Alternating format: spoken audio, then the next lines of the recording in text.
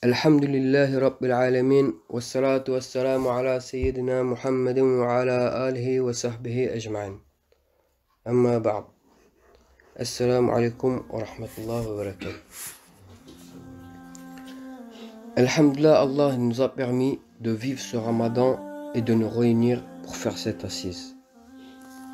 Qu'Allah vous récompense de l'effort que vous avez fait, de l'effort que vous avez consacré pour venir en ce temps de jeûne. Je voudrais vous faire juste un petit rappel vis-à-vis de ça. Dans un hadith qui concerne le jeûne, il est rapporté d'après Abu Huraira radiyallahu anhu que le messager d'Allah sallallahu alayhi wa sallam a dit: toute œuvre du fils d'Adam est l'objet d'une multiplication qui fait qu'un acte compte pour 10 voire pour 700. Et c'est à ce propos-là qu'Allah subhanahu wa ta'ala a dit: exception faite du jeûne qui me revient à moi et dont j'assure la récompense. Le jeûneur abandonne son plaisir et sa nourriture à cause de moi. C'est un hadith, il est rapporté par Muslim. Et ici, Allah subhanahu wa ta'ala, il nous informe de quoi? Il nous informe que la rétribution, c'est lui-même qui l'assure. C'est-à-dire, seul lui il va savoir ce qu'il va rétribuer à son serviteur. Pourquoi? Parce qu'il a jeûné, il s'est privé spécialement pour Allah. Et c'est pour ça, moi, je tenais à vous remercier, vous tous, personnellement, parce que vous avez fait l'effort de venir pour cette assise, subhanallah. Aujourd'hui, Inch'Allah, je voudrais partager avec vous l'importance des parents en islam. On va essayer de voir quel est leur degré et comment devrons-nous nous comporter avec eux. Car vous savez, l'islam a donné un degré à nos parents et nous, on a une responsabilité d'un comportement envers nos parents. Déjà, sachez que mes frères, il n'y a de droit si ce n'est celui des parents après celui d'Allah et du prophète sallallahu alayhi wa sallam. Dans la sourate Nisa verset 36, Allah subhanahu wa ta'ala dit: adorez Allah et ne lui associez et ne lui donnez aucun associé. Agissez avec bonté envers vos pères et mères. La suite du verset, il dit: les proches, les orphelins, les pauvres, les proches voisins, les voisins lointains, les collègues et les voyageurs et les esclaves en votre possession. Car Allah n'aime pas en vérité le présomptueux, l'arrogant. Ici, il y a un point dans ce verset-là qu'il faut faire attention. Il y a un point, normalement, il doit nous tirer directement. Quel est ce point-là? Allah, il nous ordonne le tawhid dès le début, d'entrée. Il dit quoi? Adorer Allah et ne lui donner des associés. C'est-à-dire quoi? Ici, il nous demande le tawhid en l'adorant que lui, et il nous interdit le shirk en disant quoi? Et ne lui donnez pas d'associé. Ne l'associez à personne, ne l'associez à rien. Et juste derrière, il dit quoi Allah subhanahu wa ta'ala? Il dit: agissez en bonté envers vos parents. Et à la fin, il dit quoi subhanallah? Ne soyez pas présomptueux, arrogants envers vos parents. Ibn Kathir rahimullah, il dit dans le tafsir de ce verset-là qu'Allah recommande d'être bon à l'égard des pères et mères, car c'est grâce à eux que l'homme a vu le jour. Et dans plus d'un verset, on trouve qu'Allah a joint son adoration à la bonté envers les parents. Comme Allah il dit dans la sourate Luqman verset 14: sois reconnaissant envers moi ainsi qu'envers tes parents. Vers moi est la destination. Et dans la sourate Isra, il dit: et ton Seigneur a décrété n'adorer que lui et marquer de la bonté envers les pères et mères. Si l'un d'eux ou tous deux doivent atteindre la vieillesse auprès de toi, alors ne leur dis point fi et ne les brusque pas, mais adresse-leur des paroles respectueuses. Subhanallah. Ici on voit quoi? L'adoration elle est jointe à la bonté envers les parents. C'est un acte d'adoration.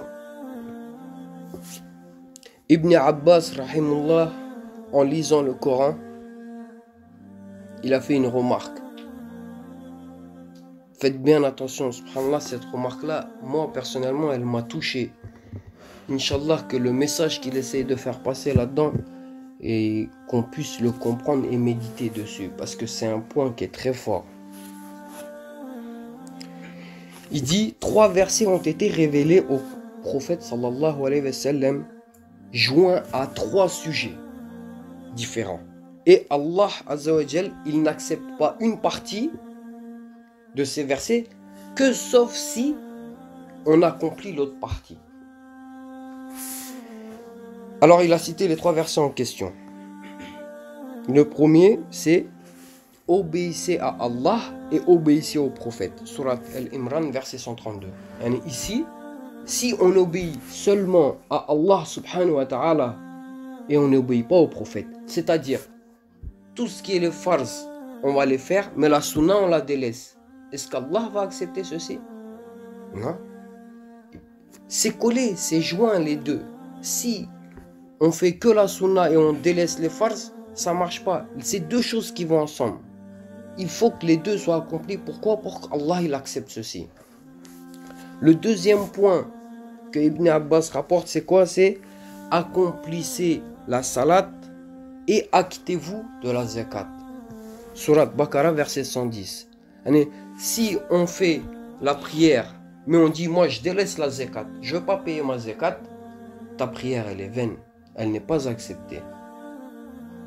Ou alors si tu dis moi je vais que payer la zakat, mais je vais pas faire ma prière, ça ne marche pas.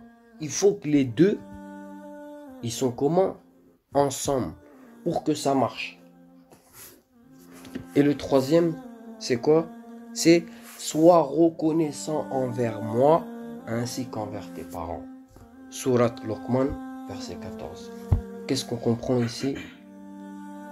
Que si on est reconnaissant envers Allah, mais pas envers nos parents, ça marche pas. Subhanallah. Si on est reconnaissant envers nos parents et pas envers Allah, ça fonctionne pas aussi. Donc après ce qu'on vient de voir, on comprend que le comportement que l'on doit avoir avec nos parents, il est lié à quoi mes frères? Il est lié à l'adoration envers Allah subhanahu wa ta'ala. Et si on n'est pas reconnaissant envers nos parents, on ne saurait être reconnaissant envers Allah. Subhanallah, regardez l'islam, le degré qu'il a donné à nos parents. Et si on devait avoir une graduation, si on devait faire une graduation, vous savez tous ce que c'est une graduation, et que je vous demandais à tous de remplir cette graduation dans l'ordre, quel aura été l'ordre? En pole position, on aura mis Allah subhanahu wa ta'ala. Juste derrière, on aura mis le prophète sallallahu alayhi wa sallam. Et en 3e position, c'est qui vient? C'est nos parents qui viennent, subhanallah.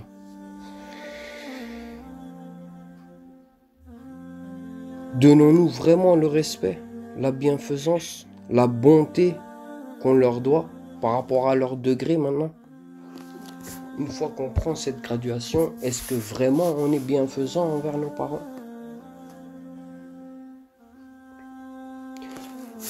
Si on aura eu un grand savant devant nous, ou une personne de ce genre, une personne à qui on doit du respect, bien sûr, je ne suis pas en train de dire il ne faut pas respecter les savants, astaghfirullah. Mais si on aura eu une grande personne, un grand savant connu actuellement, subhanallah, comment on sera comporté? Admettons là actuellement ce ders-là, ça aurait été un très grand savant qui leur a donné. Comment on sera comporté? Comment on serait venu déjà ici? De quelle manière on aura été? On aura fait attention aux moindres détails. Même notre style vestimentaire, même la manière dont on va s'asseoir, on va parler, on aura fait attention à tout ça, subhanallah. Par quoi? Par respect. Subhanallah. Pourtant, la graduation, elle montre quoi?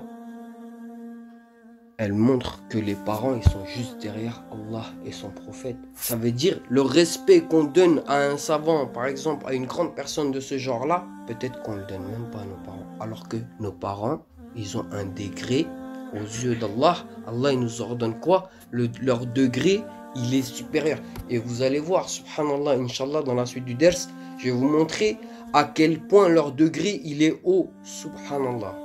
À quel point le degré des parents, il est haut. Wallahi, mes frères et sœurs, croyez pas que rendre sa dette vis-à-vis de la mère et du père, c'est facile comme ça. Wallahi, c'est pas facile. Inch'Allah, je vais vous citer un hadith où encore une fois, ça montre leur degré. Allah, par l'intermédiaire de son prophète sallallahu alayhi wa sallam, il dit quoi? Il dit la satisfaction d'Allah, elle se trouve dans la satisfaction des parents. Subhanallah, est-ce que tu veux qu'Allah soit satisfait de toi? Est-ce que tes parents sont satisfaits de toi? Est-ce que tes parents sont satisfaits de toi? Et qu'est-ce qu'on recherche, mes frères? Est-ce qu'on recherche la satisfaction d'Allah? Tous, oui, c'est bien pour ça qu'on est là aujourd'hui. C'est pour ça qu'on s'est réunis dans un jour de jeûne, dans la difficulté qu'on est. On s'est rejoint pourquoi? Pour la satisfaction d'Allah. Parce qu'on sait que les assises, elles sont bien aimées pour Allah. Mais est-ce que nos parents, déjà, on les a satisfaits? Donc si on veut qu'Allah soit satisfait de nous, on doit satisfaire nos parents.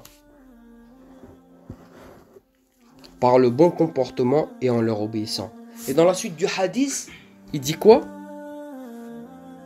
Et la colère d'Allah se trouve dans la colère des parents. Allahu Akbar. Comment la satisfaction d'Allah, elle se trouve dans la satisfaction des parents? Eh bien, et vice-versa de ça, la même chose, c'est quoi? La colère d'Allah, elle se trouve dans la colère de tes parents. Qu'est-ce qu'on comprend ici? Ne mettez pas en colère vos parents. Wallahi, vous mettez en colère Allah subhanahu wa ta'ala. Quand vous allez fâcher vos parents, quand vous allez briser le cœur à votre mère, quand vous allez briser le cœur à votre père, pour vos passions peut-être, parce que je voulais sortir peut-être, Wallahi, vous mettez en colère Allah. Et la colère d'Allah, ne la sous-estimez pas. Wallahi, elle peut être très dangereuse. Elle est très dangereuse d'ailleurs. On veut, c'est quoi? On cherche la satisfaction d'Allah, pas celle des parents. On va mettre en colère nos parents, mais on ne veut pas mettre en colère Allah. Ça ne marche pas comme ça. On ne peut pas faire un dans un sens et pas l'autre. Ça ne marche pas comme ça. Subhanallah, le degré des parents est très important. La plus importante adoration en islam, c'est quoi mes frères? Et la prière. Et le sommet de l'islam, c'est quoi? C'est le djihad. Ainsi, dans un hadith, le prophète sallallahu alayhi wa sallam, il a fait quoi? Il a rassemblé les deux, la prière et le djihad. Et regardez la suite, subhanallah. Abdullah ibn Mas'ud, il rapporte qu'il vient voir le prophète sallallahu alayhi wa sallam et il lui demande quoi? Il lui dit, Ya Rasulullah, quelles sont les meilleures œuvres à l'égard d'Allah subhanahu wa ta'ala? Quelles sont les meilleures œuvres? Le prophète sallallahu alayhi wa sallam, il lui dit, la prière qui est accomplie à l'heure, salatul waqt. La prière que tu as fait à l'heure, c'est les meilleures œuvres. Et ensuite, ya Rasulullah, la bonté envers les parents. Et ensuite, ya Rasulullah, le djihad dans le sentier d'Allah. Et ce hadith-là, il est rapporté par Bukhari. Regardez l'ordre qu'a donné le prophète sallallahu alayhi wa sallam. Je vous parle des meilleures œuvres à l'égard d'Allah. La prière à l'heure, la bonté envers les parents, et en troisième position, le djihad fi sabilillah. Alors que nous les hommes, personnellement, on sait tous très bien que le djihad c'est quelque chose de très rude. On ne demande pas cette épreuve-là. Elle nous est obligatoire le moment venu. Il y a des moments où elle ne nous est pas obligatoire. Mais on sait très bien que c'est quelque chose de très compliqué, difficile à vivre. Regardez, subhanallah, le prophète il met quoi? La bonté envers les parents, il le met avant le djihad. Et dans un autre hadith de Abdullah ibn Amr, il rapporte qu'un homme vient voir le prophète et lui dit, ô envoyé d'Allah, je m'engage à faire le djihad et à faire la hijra. Le prophète sallallahu alayhi wa sallam, il lui dit, pourquoi tu veux t'engager toi là-dedans, dans ces deux actions-là? Parce que c'est des bonnes actions. C'est pas donné à tout le monde. Qui est capable aujourd'hui de faire la hijra pour aller faire le djihad, fi sabilillah? C'est pas donné à tout le monde. Allah, il donne pas ça à tout le monde. Regardez ce qu'il lui répond, le prophète sallallahu alayhi wa sallam. Parce qu'il cherche à comprendre pourquoi cette personne-là lui vient pour faire ces deux œuvres, alors que c'est des très belles œuvres. Regardez la réponse du prophète. Alors le prophète sallallahu alayhi wa sallam lui demanda si l'un de ses parents était encore vivant. Le compagnon répondit que tous les deux l'étaient encore. Le prophète sallallahu alayhi wa sallam, il lui dit quoi? Retourne chez tes parents et montre-toi bon à leur égard. Rapporté par Muslim. Allahu Akbar, on vient de voir quoi encore une fois? Que le djihad, la personne elle veut faire la hijra et le djihad pour être récompensé par Allah. Le prophète il lui dit quoi? Va être bon envers tes parents avant. Il l'a mis où? À quel degré on a mis? Tout à l'heure je vous ai dit quoi? S'il y avait un grand savant devant vous, à quel degré on va le mettre dans notre graduation? Regardez, Rasulullah sallallahu alayhi wa sallam, il l'a mis où? Le comportement des parents dans une graduation, il a mis le djihad en dessous, il a mis le combat en dessous, il a mis la bonté envers les parents en haut, dans un degré plus élevé, alors que c'est quelque chose que on a l'impression que c'est beaucoup plus simple. C'est même pas on a l'impression, on est d'accord que c'est plus simple d'être bon envers ses parents que d'aller faire le combat, hein? Ici, le prophète il nous a montré dans un cas où le djihad, je l'ai bien cité, ce n'est pas une obligation. Bien sûr, quand le djihad il est obligatoire, voilà, il faut aller combattre. Mais là, la personne voulait faire le djihad, ce n'était pas une obligation, il voulait le faire pour être récompensé par Allah. Et là, ici, le prophète sallallahu alayhi wa sallam nous a montré que la bonté envers les parents, elle est placée dans un degré plus élevé. Mes frères et mes sœurs, wallahi, la place des parents, elle n'est pas négligeable en islam. Donnons-leur vraiment le degré qu'ils méritent, avec la sincérité, et wallahi, billahi, Allah, il va vous accorder le succès, Inch'Allah. Allah, il va vous donner le succès. Pourquoi? Parce que Allah, il est satisfait quand vous satisfaisez vos parents. Allah, il est satisfait de vous. Et quand vous les mettez en colère, quand vous les laissez en retrait, bah wallah, Allah il est en colère contre vous. On veut récolter le succès auprès d'Allah.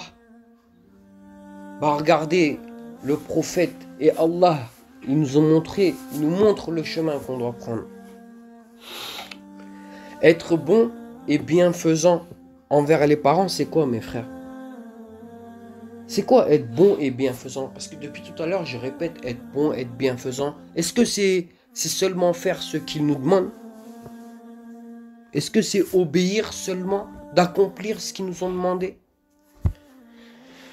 Allah nous demande d'être bon, c'est-à-dire, donnons un exemple, Inch'Allah. Je vais donner un exemple de la manière dont on doit être bon. Parce qu'aujourd'hui, j'ai l'impression que beaucoup de personnes, ils ont mélangé la bonté, la bienfaisance avec l'obéissance. Je vais vous donner un exemple. Si votre père ou votre mère, elle vous dit, mon fils ou bien ma fille, apporte-moi cette assiette de fruits, s'il te plaît.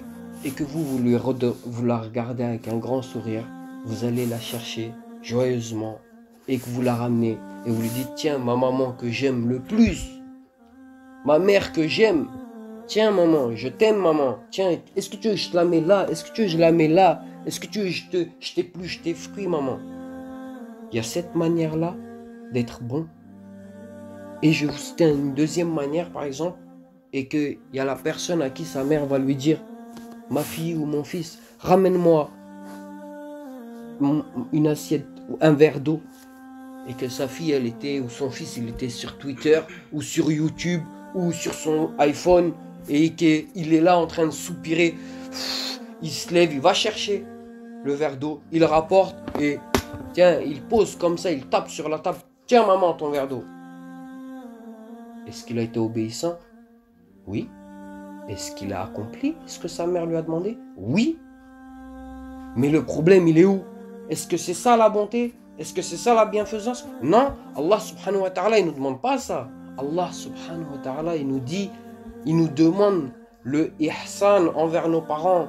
Il nous dit, soyez bons, donnez-leur de l'amour.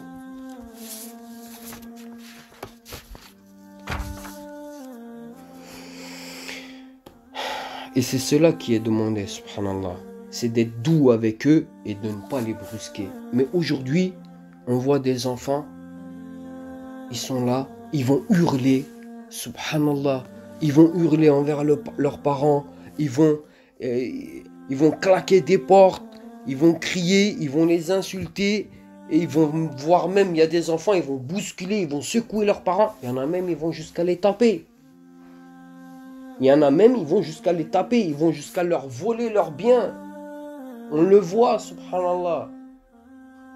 Il y a des enfants comme ça. Ils sont comme ça envers leurs parents. Et il est où le comportement? Il n'y a pas de comportement, subhanallah. On ne va pas se voiler la face. Si au jour d'aujourd'hui, là, quand on sort de ce ders-là, et que notre mère ou notre père nous appelle, et qu'elle nous dit, oh mon fils, tu sais, ça y est, j'ai besoin de prendre l'air, viens, on va faire un tour au lac. Wallahi, on va se trouver 50 prétextes. On va trouver 50 prétextes pour pas y aller. On va dire quoi? Ouais, mais j'ai mon petit, il faut que je vais... Non, je vais recevoir des invités. Non, je dois aller faire les courses. Non, je dois aller voir mon ami. Je lui avais promis, ça fait une semaine. Faut prendre rendez-vous maintenant pour aller voir ses parents, on dirait, subhanallah. Nos parents, ils vont prendre rendez-vous avec nous. Ils vont nous demander notre planning. Ouais, est-ce que t'as un trou là? Est-ce que on peut se voir? Subhanallah, on vit dans quelle époque? Il est où le ihsan?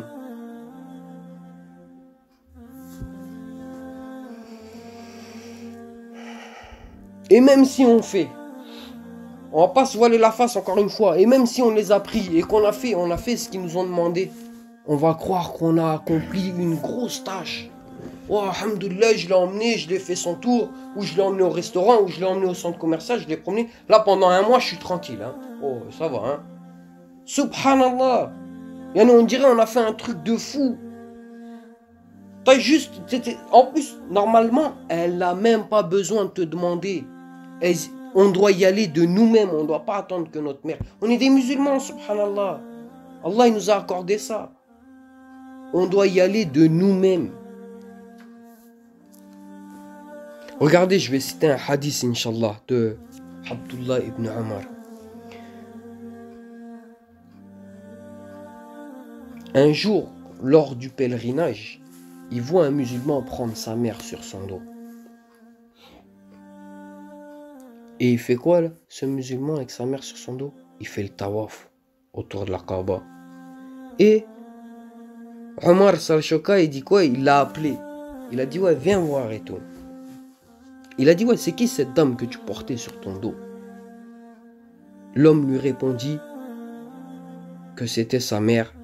Et il demanda à Ibn Omar s'il s'était acquitté ainsi de ses devoirs et de sa dette vis-à-vis de sa mère. Regardez bien, mes frères et sœurs, lequel d'entre nous ici a porté sa mère sur son dos? Allahu alim. Je vous parle d'une personne qui a pris sa mère, qui l'a emmenée à la Kaaba et qui l'a portée sur son dos pour faire tawaf. Écoutez la réponse de Omar. Il lui dit quoi? Par Allah, tu ne t'es même pas acquitté d'un seul cri que ta mère a poussé le jour où elle t'a mis au monde. Allahu Akbar. Nous, on croit quoi? On croit que j'ai acheté ci à ma mère, j'ai fait ci à mon père. On croit que, on est des bons enfants envers notre mère et notre père. Je l'appelle tous les jours ma mère. Hein. On est des bons enfants envers... Wallahi, billahi, la dette de votre mère, ne la négligez pas, mes frères et sœurs. Vous croyez c'est facile comme ça? Vous croyez que le paradis va être si facile que ça? L'agrément, la satisfaction d'Allah, on parle de la satisfaction d'Allah. Elle est où? Après la satisfaction des parents. Vous croyez que c'est facile de satisfaire comme ça Allah? Et vous croyez que ça va être si facile de satisfaire vos parents? Allahu Akbar, où en sommes-nous? On est où, nous, dans l'échelle, là, dans tout ça? En turc, on dit « Çorbada On en est où là vis-à-vis de nos parents?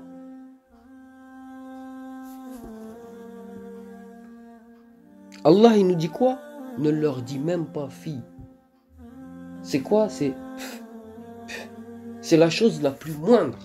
Subhanallah, moi personnellement ici, une personne d'entre vous il me fait Wallahi billahi, c'est pas, je vais dire c'est rien, je vais rigoler, je vais l'oublier peut-être 10 minutes après. Allah il nous ordonne quoi? C'est Allah il nous ordonne. Il dit quoi? Ne leur fais même pas à nos parents. Wallah, remémorer tous les manquements qu'on a eus. Tout ce rappel-là, je le fais en premier pour moi, subhanallah. Remémorer tous les manquements, le mal qu'on a fait à nos parents.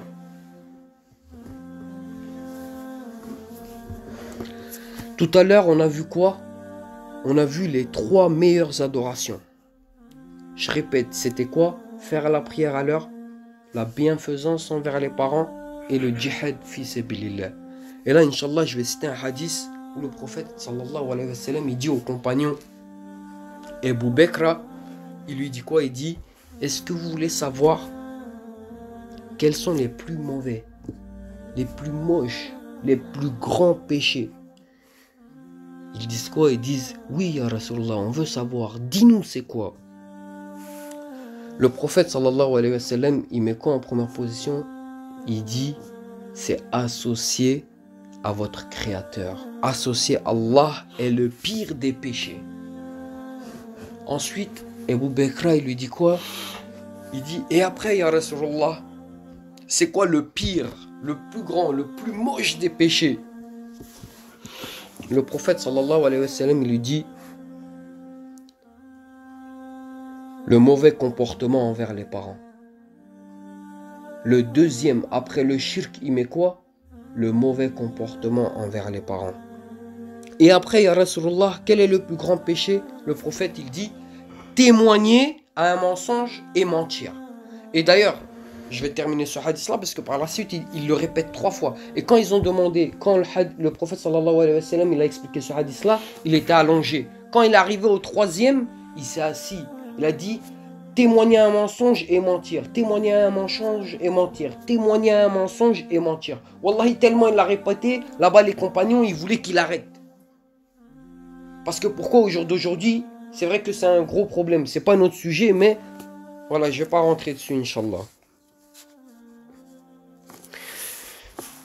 Prenons exemple. On doit prendre des exemples, subhanallah. On va prendre l'exemple de qui pour être bon, pour mieux comprendre la bienfaisance envers nos parents. On va prendre l'exemple des personnes qui nous a été données comme exemple dans l'islam.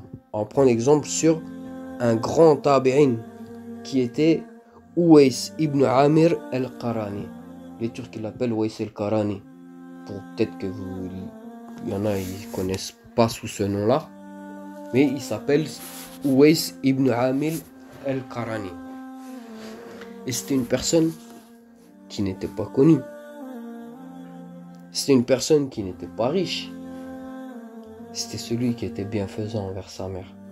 Et regardez maintenant, subhanallah, le prophète sallallahu alayhi wa sallam, il a parlé de lui à ses compagnons. Et il leur a dit quoi? Il leur a dit, où est-ce que vous le trouviez? Demandez-lui qu'il invoque pour vous, en votre faveur. Omar ibn al-Khattab, quand il a entendu ça, il a cherché partout.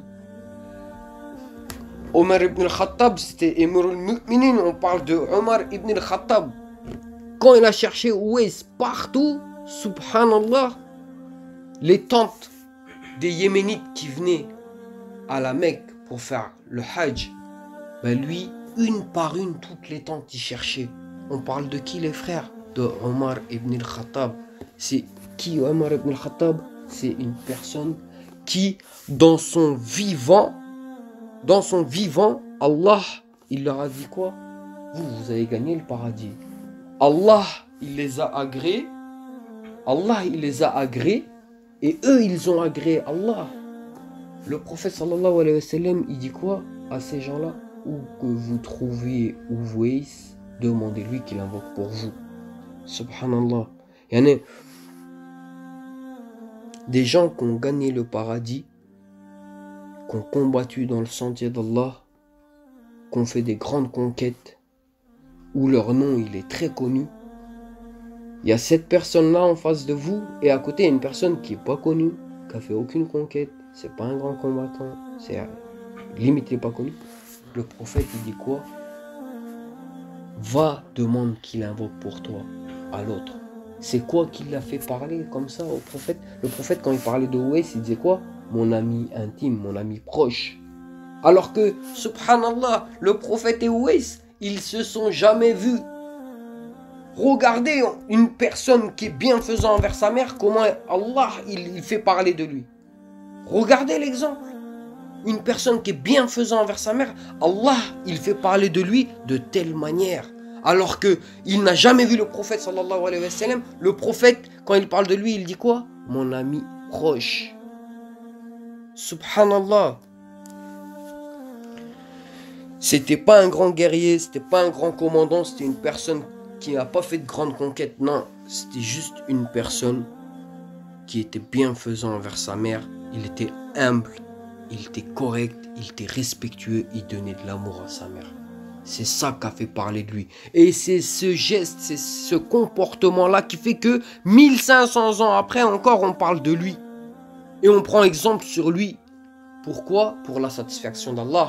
Parce qu'on vient de voir quoi? Que la satisfaction d'Allah, elle se fait par la satisfaction des parents. Wallahi, billahi, mes frères et sœurs, on cherche la satisfaction d'Allah tous ici. Hein? Mais on la cherche où? On cherche le paradis en voulant faire quoi? Des grandes œuvres. On cherche le paradis en voulant aller peut-être au djihad, ou faire la hijra, ou faire des actes extraordinaires, des exploits. On veut faire des exploits pour la satisfaction d'Allah. On va faire des exploits, pourquoi? Pour qu'Allah nous agrée. Alors que subhanallah, le paradis, il est tout juste là. Il est à côté de vous, le paradis. Nous, on cherche le paradis à 10 000 km d'ici. On cherche le paradis. On dirait il faut qu'on fasse un truc de fou pour gagner le paradis. Non. Subhanallah, sois bienfaisant envers tes parents. Sois bon. C'est la porte du paradis qui est à côté de toi, la plus facile. Subhanallah, Allah, il ne te demande pas des exploits. Wallahi, la mère, elle est très importante, mes frères. La mère, il ne faut pas la blesser. Elle est très très très importante dans l'islam. La mère, elle a une place plus importante. Allah, il dit dans la sourate Al-Ahqaf, verset 15, « Et nous avons enjoint à l'homme de la bonté envers ses pères et mères.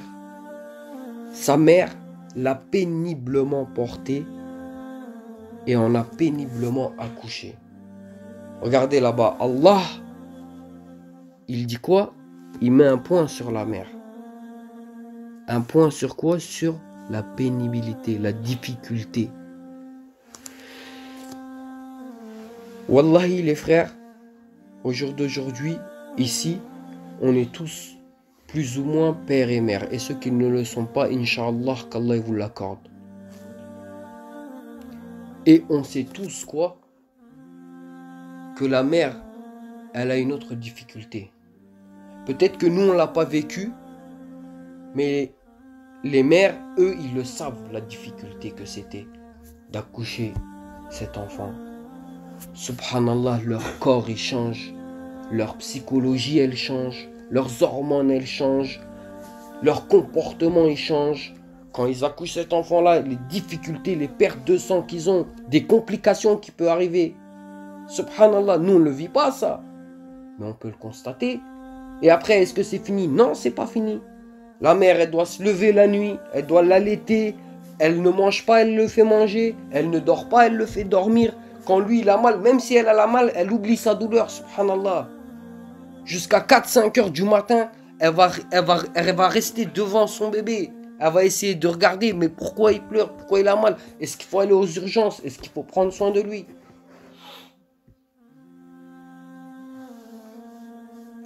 Wallahi, n'est-ce pas leur droit qu'on soit bienfaisant envers eux?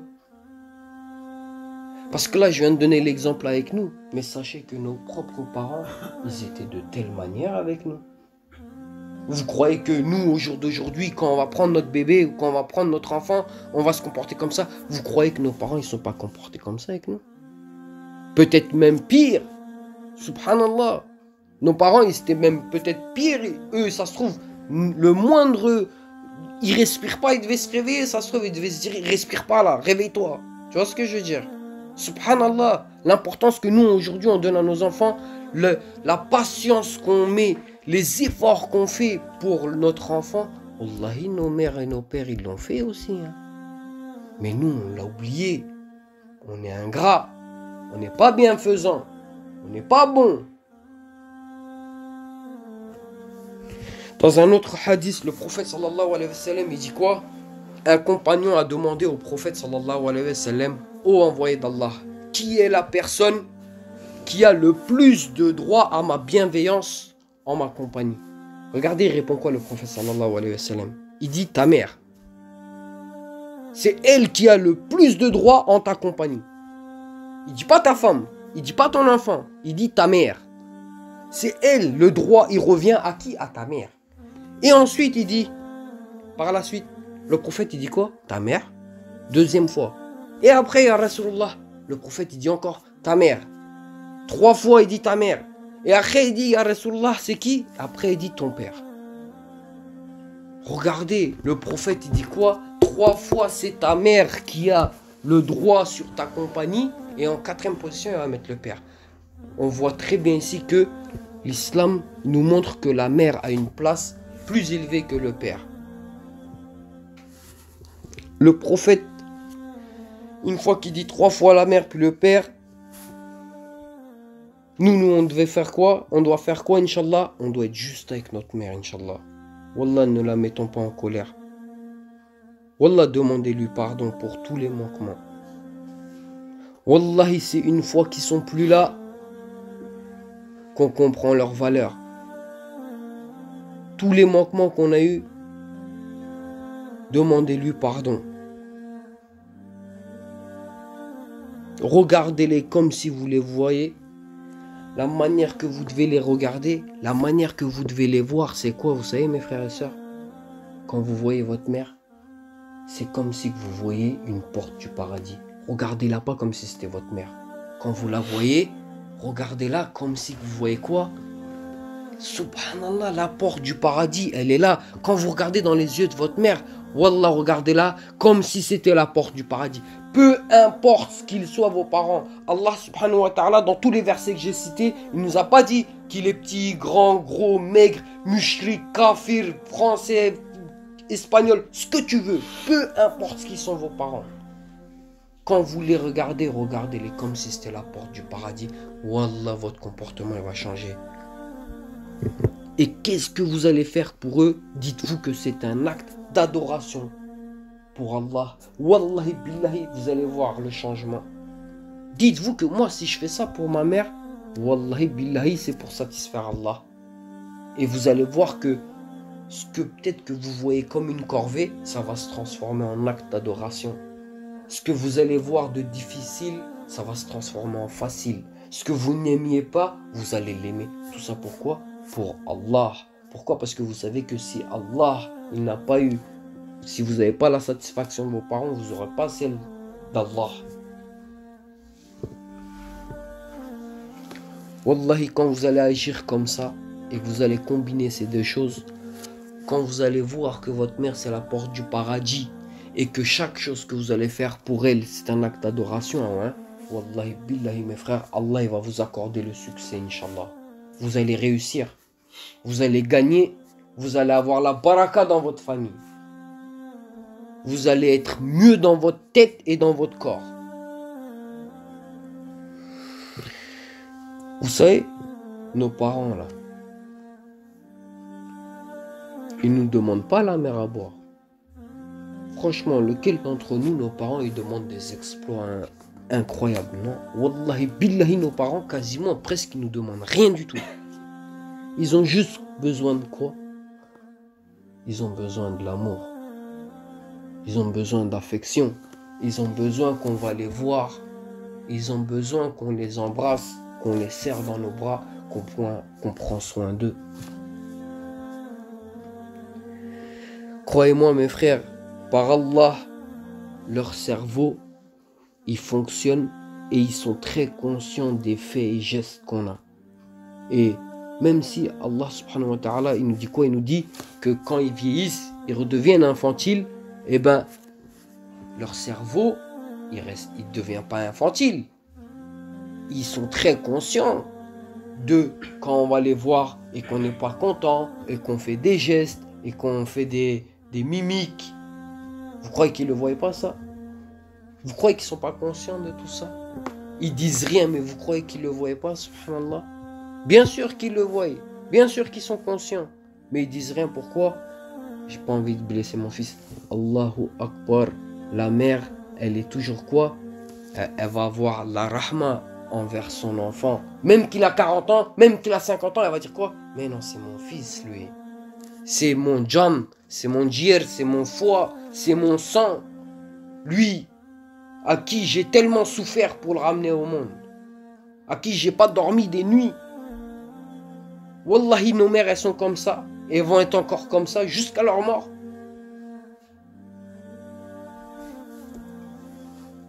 Wallah, des petits trucs comme ça qui peuvent leur briser rapidement leur cœur. Wallahi billahi, c'est des petits gestes qui peuvent leur briser le cœur. Et faut pas être comme ça envers la mère. Inch'Allah, mes frères et sœurs, appelez vos parents, allez leur rendre visite, achetez un bouquet de fleurs, peu importe. Le but c'est quoi? C'est le ihsan, c'est de gagner leur satisfaction, c'est de gagner leur agrément, c'est qu'ils soient contents de nous. Et wallahi billahi, quand vous allez faire ça, hein, même vous, vous allez être heureux. Prenez-les dans vos bras, embrassez-les, montrez-leur que vous les aimez. Dites-leur, maman, je t'aime. Maman, je veux pas que tu vas en enfer.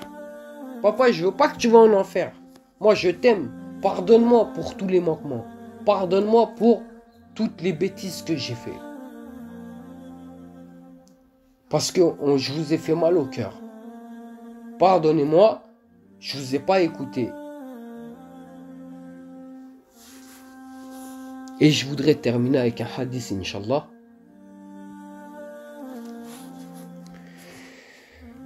D'après Abu Huraira, qu'Allah l'agrée, le prophète sallallahu alayhi wa sallam, quand il est monté sur le mimber, il a dit 3 fois Amin, Amin, Amin. Et il y a une personne qui est venue le voir et il a dit au prophète sallallahu alayhi wa sallam, il a dit: ô messager d'Allah, tu es certes monté sur le mimbar et tu as dit Amin, Amin, Amin. Le prophète sallallahu alayhi wa sallam, il lui a dit quoi? Il lui a dit: certes, Jibril alayhi salam, il est venu me voir et a dit, écoutez bien mes frères, celui qui atteint le Ramadan et ne lui est pas pardonné ses péchés, qu'Allah, il lui a pas fait sa miséricorde, qu'il ne l'a pas pardonné, et qu'il rentre dans le feu, qu'Allah l'éloigne, qu'Allah l'abaisse. Bon, en turc, on dit que burnu yere sürtsün. Et quand Jibril fait cette invocation, le prophète sallallahu alayhi wa sallam, il dit Amin. Et la deuxième, après, il dit: celui qui atteint ses 2 parents, ou l'un d'eux, et ne se comporte pas bien avec eux, puis meurt et rentre dans le feu, qu'Allah l'éloigne. Et le troisième, il dit: celui de qui tu es mentionné et ne prie pas sur toi, yani celui qui entend Muhammad sallallahu alayhi wa sallam et qui ne dit pas sallallahu alayhi wa sallam, et ben lui, et une fois qu'il meurt et qu'il rentre dans le feu, qu'Allah l'éloigne. Et le prophète sallallahu alayhi wa sallam, il dit quoi? Il dit Amin à l'invocation de Jibril alayhi salam. Qu'Allah nous accorde d'avoir l'agrément d'Allah en premier et de celui de nos parents, Inch'Allah. Qu'Allah il nous accorde d'être des enfants bienfaisants envers nos parents.